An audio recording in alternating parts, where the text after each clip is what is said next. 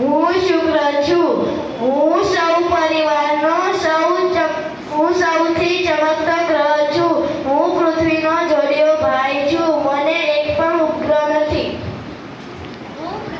હું પૃથ્વી છું. હું શુક્ર અને મંગળની વચ્ચે આવેલી છું. મને પોતાની ધરી પર ફરતા 24 કલાક અને સૂર્યની ફરતે આગળ ફરતા 365 દિવસ લાગે છે. મારો ધ્રુવ ચંદ્ર છે.